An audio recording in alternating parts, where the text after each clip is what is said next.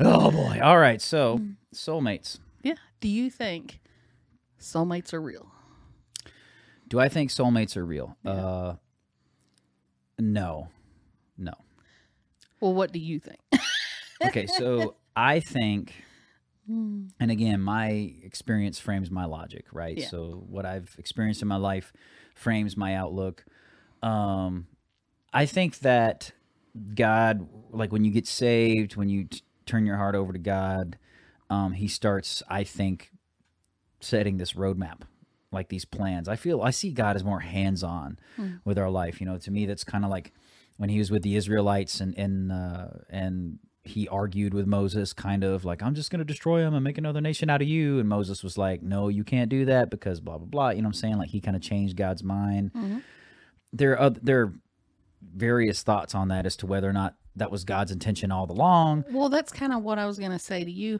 I think what you grow up believing might depend on your denomination. Like if you're Calvinist and you think everything's predestined, Then you automatically, oh, soulmate? Pfft, of course, duh. yeah. Hello. Unless God meant for you to forever be single and you Yeah. can't get out of that no matter what you want. So to me, it's like, I feel like God sets plans in motion, but he also deals with human choice. Yeah. You know, so like, you know, there have been people that I know were positioned in my life for a certain amount of time. Yeah. I mean, like very specific answers to prayer that I hadn't told anybody else. And all of a sudden this manifests itself in my life. And I'm like, holy crap, you know, like, and then that season of my life is done. And then it moves on to something else. And not only is God dealing with your choices that you make for your life, but the choices of the other people that are involved in your life. Yeah. So I think there's I think soulmates takes the work away from making a relationship work. Yeah.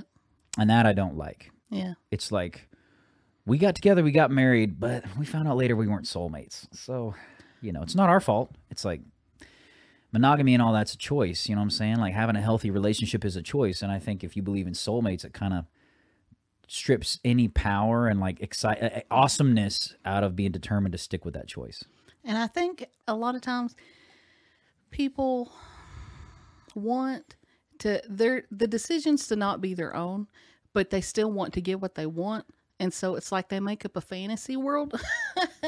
And I've noticed, I mean, not to criticize you or any other male, but I've noticed a lot of men in churches, the most beautiful girl in the youth group is the one God destined for them. That's their soulmate.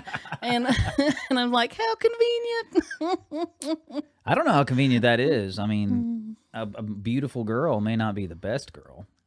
I know, but that's what they want. So God must have destined it. They can't help themselves. Steve Harvey when they ask him about the little girl asks him whether or not she should marry an ugly man or look for an ugly man. Yeah. It's so funny. That is He's funny. like, absolutely, girl, you get you an ugly man. Like,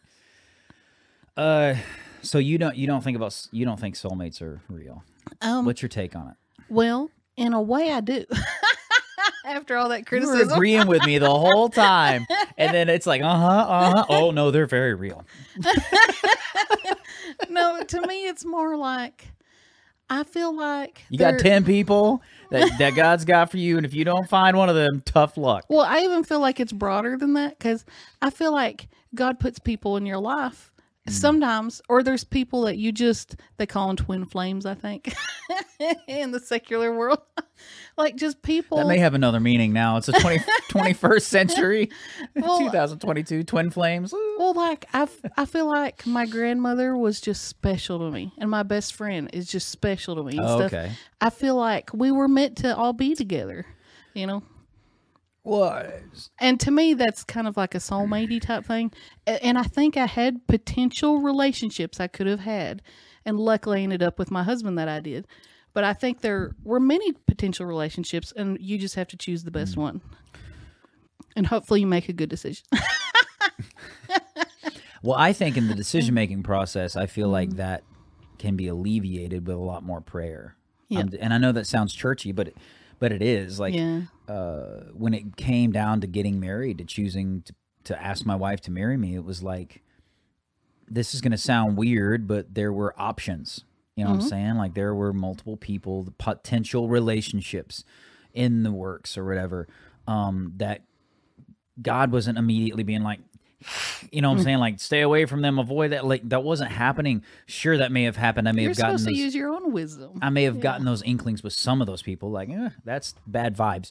But at the end of the day, my prayer life was really upped on all of those decisions. I went to prayer and trusted the feelings I got, you know, and I'll say it, I don't care how crazy it makes me sound. I've said it, I tell the story exactly the same way because that's the way it happened.